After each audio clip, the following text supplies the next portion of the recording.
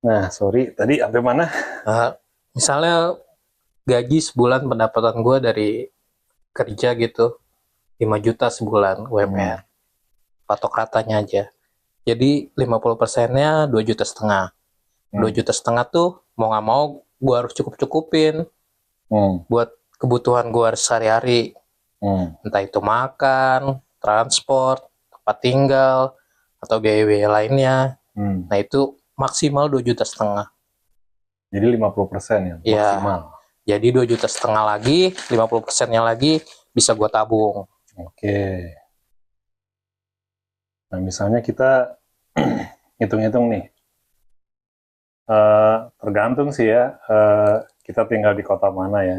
Tapi Hmm, prinsipnya sih sama lah ya. ya, Misalnya kita kan di Tangerang nih. ya, Nah, kalau kita ngekos itu kira-kira range harga antara 500 sampai 700 mah masih masuk lah ya. masih ada kalau single Ya, kebutuhan sendiri single. ya. Nah, ini memang buat yang masih bujangan Oh ini. iya, oh, iya. Ya.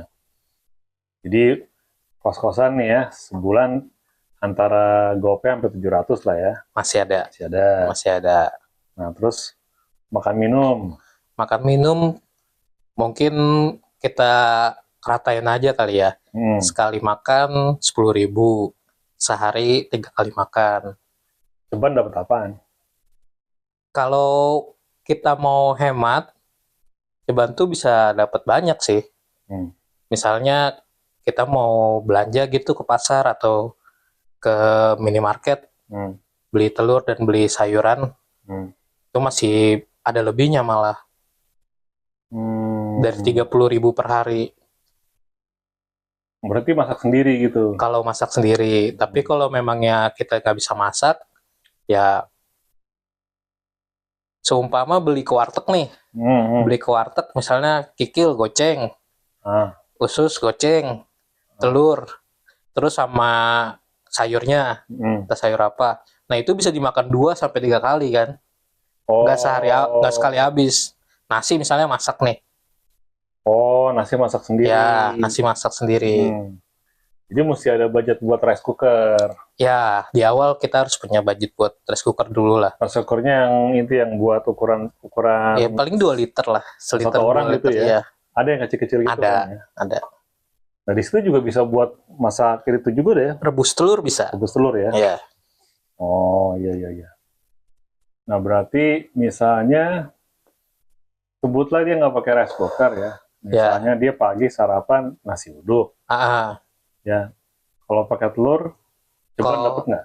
nggak dapet sih, kalau Dapat nasi ya, uduk pakai telur 12.000 lah 12.000. untuk sekarang ya. Hmm. Tapi kalau nasi uduk to paling 8.000. Uduk doang 8.000 Ya, ya. Jadi kalau makan siangnya di warteg, makan siangnya kalau di warteg mungkin habis 15 ribuan ya. Tapi hmm, biasanya kan kalau kita kerja di pabrik itu dapat makan siang. kalau di pabrik, Ya, kalau bukan pabrik, kalau bukan pabrik mungkin kita keluarin biaya buat makan sendiri. berarti warteg 15.000 dapat apa tuh? Telur dapat nggak? Telur udah Ayam. dapet itu. Udah Oh, dua dua lauk lah. dua lauk ya. Ya, dua lauk. Oh, malam warteg juga misalnya. Malam warteg juga misalnya. Atau mau masak sendiri, lebih baik sih masak masak sendiri sih bang pagi. Ya ini hitungan buat yang malas masak atau nggak Oh bisa ya, masak aja.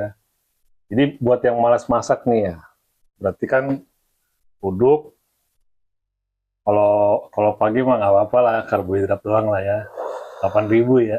ya, Nah, warteg 2 kali 30. ya. Berarti 38.000 per hari. 38.000 itu hitungannya udah boros loh. Udah boros Udah ya. boros. 38 per hari. Ya, Berarti kalau makan kan full 30 hari ya. Makan mah nggak pakai libur ya. iya. Ya kan? Kecuali yang puasa Senin Kemis ya. Oh beda. Beda. Jadi 38 kali 30. 380 30 kali kali 3. 980 kali 3 24. Berarti 1.040.000. 1.040.000 Nah, biaya makan. biaya makan. Plus ngekos tadi sebutlah maksimum Maksimal 700 ya. 700. Berarti 1740. 1740. Nah, Terus ongkos. ongkos ini tergantung kita ngekosnya. Usahain sih yang paling deket sih Iya. sama tempat kerja kita. Kalau bisa sih yang bisa jalan kaki ya Iya. ke tempat kita Betul, kerja ya. betul. Nah kalau misalnya nggak bisa jalan kaki, sebisa mungkin misalnya naik angkot gitu, ya satu kali lah ya. Ya, Kali ya. yang gocengan lah. Angkot yang gocengan lah. Jadi PP ceban. PP ceban. PP ceban. Nah kalau nggak bisa gitu gimana? Kalau nggak bisa gitu ya mau nggak mau kita, kalau misalnya budget transportnya gede, mendingan nyicil motor sih, gue bilang bang. Kalau transportnya gede. Ya, mendingan nyicil motor sekalian. Misalnya nyicil motor, ada kan yang 3-5 tahun tuh.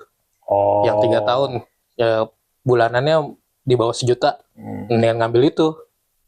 Kalau harus nyicil. Ya, kalau transportnya, kalau misalnya transportnya di atas 1,5 juta, mendingan ngambil motor. Misalnya gini deh, misalnya kita di Tangerang Kota nih, kerja misalnya di Serpong, berarti kan ongkos sebutlah ceban lah ya. Tangerang Kotanya mana dulu nih, kalau di Cikokol mungkin ceban, tapi kalau yang di Danmogot bisa 20.000 lebih. 20.000 Iya, ya? soalnya 2 kali naik. Iya ya. Kalau 2 kali naik, PP berarti 40. 40 misalnya 6 hari kerja, nggak mungkin kan kalau admin sama operator pabrik tuh 5 hari kerja, pasti 6 hari kerja. 4 kali 6, 24, 24 kali 4, udah 96. 96. Berarti tambah 1.700.000. Udah 960. 40. 960 ditambah 1.740. Udah 2,8. 2,8. Udah melebihi budget dikit. Udah melebihi budget. Daripada segitu, mendingan cari kosan lah yang lebih dekat. Ya. Misalnya kosannya lebih dekat, ada 1 juta, tapi jalan kaki kan lebih murah jatuhnya. Oh iya bener. Jadi disiasatin dengan cara gitu lah ya. Terus kan kalau sehari-hari berarti harus ada kebutuhan buat cuci pakaian juga ya. Cuci pakaian. Laundry lah ya. Ya, karena banyak tuh laundry kiloan. Yang 8 kilo 10.000. Seminggu taruhlah kita sekali nyuci. Itu adalah 10.000 8 kilo udah berikut sabun. Belum. Sabun biasanya beli lagi. Ya. Berapa tuh sabun itunya? Kalau sabun biasanya yang saset itu sekali nyuci 1.000 doang. 1.000 perak. 1.000 perak. Beli di warung ya? Beli di warung. 1.000 perak sama 10. Taruh lama pewangi 2.000 kan? Ya. 12.000. Terus kalau misalnya mau pengering, pakai pengering yang di laundrynya kan nambah 10.000 lagi, taruh 22.000 jadinya. 22.000 udah kering. Udah kering. Tapi belum disetrika. Belum disetrika, tinggal dilipat doang. Oh, tapi dengan kering kayak gitu, kita lipat sendiri juga sebenarnya udah rapi ya? Udah rapi harusnya. Gitu. Jadi budget laundry 22.000 per minggu. Per minggu. Bulan berarti 88. Terus tambah yang tadi tuh? Tambah 2.800.000. Udah 2.880.000. 2880 ya? Oh. Berarti gede di transport ya? Iya, makanya sebisa mungkin siasatinnya ya cari kosannya yang dekat sama tempat kerja. Kebetulan waktu itu sih gue masih numpang di rumah orang tua, jadi nggak ngeluarin budget kos. Nah kalau buat orang-orang pada umumnya lah ya kan, opsi numpang mungkin jarang lah ya. Ya. Terus juga banyak perantau kan? Ya. Dari luar daerah. Ya. Ya mau nggak mau nyari kosan yang dekat sama tempat kerja. Pokoknya jangan sampai melebihi 50% dari income lah ya. Iya. Jangan sampai ya. Jangan sampai. Nah, sebutlah tercapai itu. Sebutlah 2,5 juta kebutuhan selama sebulan. 2,5 juta lagi bisa disisihkan untuk tabungan. Nah 2,5 juta itu kalau gue dulu, gue pengennya duit mengendap gue di rekening ada 10 juta minimal lah. Jadi gue hit dulu nih 10 juta. Gue targetin dulu nih di rekening 10 juta nih. Jadi kalau nanti ada 10 juta di rekening, seenggaknya gue aman lah. Dan itu pun udah nggak kepotong pajak sama admin bank. Jadi nggak berkurang, tetap 10 juta. Malah nambah beberapa ratus perak ya kan. Oh iya, kalau nabung di bank itu ada bunga ya? Ya, ada bunga. Jadi dengan 10 juta, bunganya itu udah cukup buat bayar pajaknya. Biaya admin itu ya, tadi. Biaya adminnya. Jadi target pertama nabung itu tercapai 10 juta di rekening bank. Di rekening bank. Oke. Terus? Setelah itu sih, kalau dari gue ya, setelah 10 juta tercapai, gue nyari 10 juta lagi buat didepositoin. Buat pikiran gue ini, gue aman nih, udah deposito lagi 10 juta di rekening 10 juta. Ya gue merasa safety dong. Berarti pertama kumpulin 10 juta di bank, terus kedua kumpulin duit dalam bentuk deposito. Ya, kalau gue waktu itu karena gue belum kenal bermacam-macam investasi ya. Waktu itu minimum penempatan deposito berapa? Kalau nggak salah kalau BCA masih 10 juta sih memang. Minimal. Waktu itu ya. Waktu itu. Kalau sekarang? Kayaknya ada yang 5 juta deh. Boleh 5 juta? Boleh kayaknya 5 juta. Itu kan waktu itu. Nah, waktu sekarang nih, Sekarang kan ada banyak cara sebenarnya ya. Iya. Kalau sekarang sih daripada deposito mendingan taruh aja di SBN. Bunganya memang lebih besar. Memang nggak menentu ya, tapi pasti di atas 5% lah. Pasti ya? Pasti di atas 5%. Terus kalau SBN itu imbal hasilnya di akhir tahun apa? Tiap bulan. Tiap bulan di tanggal 15. Setelah settlement day. Settlement date. Tanggal settlement ya? Ya. Jadi misalnya gue beli SBN nih, ditentuin dulu kan tanggal settlementnya ya? Iya.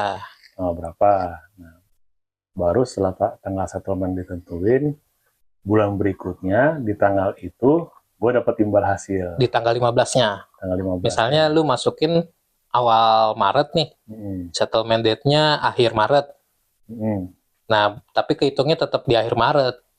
Makanya sih bisa mungkin pepetin sama settlement date-nya itu tuh, informasinya. Jadi pas settlement date-nya tanggal 31, ya kita masukin di situ. Jadi pas nanti bulan Mei-nya tanggal 15 kita baru dapat bunga yang bulan April. Kupon lah. Kupon namanya kupon ya. Iya. Berarti kalau misalnya SBN minimal beli berapa? Minimal beli 1 juta. 1 juta ya? 1 juta. Jadi misalnya dia udah ngebudgetin nih, sebutlah dari budget untuk kebutuhan pokok udah ke cover nih ya. Sisa 2,5. Berarti kalau beli SBN kan minimal 1 juta. Kelipatannya juga 1 juta ya? Nah, berarti 2 juta. Langsung masuk SBN. Langsung masukin aja SBN kalau sekarang ya. GoPay-nya gimana? GoPay-nya ya simpan aja, keep dulu. Bulan depan pasti sisa GoPay lagi, nanti masukin lagi. Masukin lagi SBN. Iya. Nah, selain itu kan ada juga tuh yang disebut index fund ya. Index fund. Nah, setahu gua kan kalau sekarang kan lewat aplikasi ceban juga bisa kan ya? Bisa. Nah, berarti bisa juga alternatifnya GoPay tadi masukin index fund. Ya bisa. Nah, ntar kalau udah terkumpul 1 juta di index fund, baru pindahin ke SBN. Nah, gitu. Cocok nggak tuh? Cocok sih, cocok. Jadi kalau nabung nih ya sekarang ya, zaman sekarang nih ya, emang sih orang tua kita dulu sih nyaranin bagus ya nabung untuk hari depan ya. Tapi jangan di celengan kali ya. Yang jangan di celengan juga. Kadang-kadang bisa dikorek soalnya. Dikorek. Iya. Terus kalau saudara datang bahaya juga ya. Bahaya. Celengan nih. Tahu hilang kan celengannya. Nah iya. Jadi tinggal babinya doang. Iya. Kalau celengannya babi, haram itu, ya kan? Nah, kalau di rekening juga jangan ya. Jangan. Kenapa? Karena rekening itu kalau orang yang nggak bisa mengendalikan diri ya, mengendalikan buat konsumtif, mudah diambil. Iya, tinggal ke ATM doang ya. Jangan kan ATM orang ngetik aja. Oh, iya. M-banking udah bisa. Chris. Iya. Belanja nih Shopee. Pakai dulu kali yang di rekening. Nah, itu tuh. Mungkin kalau misalnya nih orang benar-benar nggak bisa ngendalin emosi ya. Mungkin sebaiknya gini ya. Ini pandangan gue aja ya. Begitu dia terima gaji, dia langsung anggarkan, ya. Misalnya 700.000 buat bayar kos, ya. Anggaran itu dia masukin indeks fund, yang kan ada tuh yang gampang dicairkan, ya kan, cair instan apa ya, mungkin 700 masuk ke situ, terus yang buat makan juga masukin lagi ke situ, ya kan. Jadi dianggarkannya untuk kebutuhan sehari-hari itu di indeks fund, ya. Jadi maksudnya biar duitnya nggak kepake, ya. Nah, baru sisa yang udah dia masukin ke indeks fund ini, langsung dia masukin SBN, plus indeks fund tabungan. Iya. Ya. Nah, kalau yang buat tabungan berarti jangan pilih yang pencarian instan ya. Iya. Nah, mungkin gitu kali ya. Masalahnya kalau yang begitu Bang, ribet sih. Setiap kita nyairin pasti kita kena admin. Kalau indeks fund enggak. Ada beberapa yang pasti kena admin. Oh, ada juga ya? Iya. Kadang-kadang kita pun bayar pakai kris, itu kena admin. Oh, kena admin juga. Terus kita berbelanja online juga kadang-kadang kan pasti ada adminnya. Malah kegerus. Oh gitu ya. Maka lebih baik gue mikirnya sih ya udah taruh aja dulu di tabungan. Nanti dikumpulin, kalau misalnya udah cukup untuk masuk ke SBN, ya langsung SBN-in. Oh, iya. Jadi kalau bisa sih, app-nya itu ditaruh di HP lain kali ya? Iya. Ya. Jadi ada HP khusus untuk transaksi. Tergantung orang juga sih Bang. Ya, ini misalnya buat orang yang nggak sanggup mengendalikan diri nih. Kalau orang yang nggak sanggup mengendalikan diri, jangankan HP 1, jangankan HP 2, HP 1 aja kadang-kadang rusak kan. Iya ya. HP 2 malah nambah budget. Oh, iya benar juga ya. Berarti harus mengendalikan diri emang ya. Ya, harus kembali ke manusianya masing-masing. Kalau nggak bisa mengendalikan diri ya akan begitu terus. Dia emang harus bisa. Harus bisa. Kalau memang mau mengubah habitnya. Berarti memang harus bisa mengendalikan diri. Harus. Gimana caranya deh? Ya. Dan kebanyakan pun kalau orang-orang perantau pasti harus menerima keadaan. Mau nggak mau mereka kalau memang benar-benar niat mau nabung ya benar-benar ditabung sama mereka. Iya ya. Atau langsung dikirim ke kampungnya biasanya. Oh, langsung dikirim habis itu. Ya. Entah buat beli kambing, atau buat beli sawah atau apa. Ya sebisa mungkin ya manajemen keuangan sendiri lah. Pintar-pintarnya sendiri lah. Iya. Jadi intinya sih yang kita obrolin ini ya begitulah ya. Kita harus manage. Nah, tapi memang si pelakunya juga harus bisa ngendalin emosi. Ya. Gimana caranya tahan lah ya. Terus kreativitas dia lah gimana caranya tuh ya. Kalau memang nggak mampu jangan beli. Oh, berarti harus ada filosofi juga dong di situ. Iya. Ya, misalnya satu nih, orang mau tren apa kayak kita nggak usah ikutin ya. Sebenarnya sih tren tergantung orangnya ya. Ada yang ikut-ikutan, ada yang enggak. Kalau gue sih dari dulu begini-begini aja. Kaos, celana jeans sudah. Mau kemanapun tetap diterima kan kaos, celana jeans. Iya, iya. Mau di negara manapun kaos, celana jeans kan masih oke lah. Oh, berarti gaya hidup sesuaikan. Ya. Ya, itu satu. Ya. Gaya hidup sesuaikan. Dua, jangan latah. Iya. Orang beli apa jangan ikut-ikutan. Kita harus mikir sebenarnya gue perlu apa enggak sih nih? Iya. Gitu kan ya? Betul. Sebenarnya ini benar-benar penting nggak sih? Gue bisa menghasilkan nggak sih? Kalau gue pakai ini, kalau enggak ya pakai yang biasa aja. Kalau memang cuma buat kebutuhan handphone, pakaian. Kalau lu bukannya konten kreator ya lu nggak perlu pakaian yang bagus-bagus ya kan. Untuk tampil di video kan nggak perlu pakaian bagus-bagus tampilannya. Iya. Handphone kita aja nggak bagus pakaiannya. Iya, seadanya aja. Ya bener ya. Nah kalau misalnya gini, baru lulus SMA atau SMK gitu ya, gawe nih di pabrik gitu ya. Iya. Sebutlah kita nggak punya HP nih. Iya. Kan mau transaksi apa kan susah. Iya. Nah itu gimana tuh ya? Ya harus beli mau nggak mau. Nggak mau beli ya? Harus beli. Zaman sekarang nggak mungkin sih orang nggak punya handphone. Biasanya mau pada punya ya? Udah punya. Pas udah punya. Sebelum mereka ke dunia kerja pun pasti udah punya nomor handphone. Oh harus bisa dihubungin juga. Iya. Ya. Pasti udah punya lah ya. Iya. Kalau belum punya, gue nggak tahu itu dari daerah mana.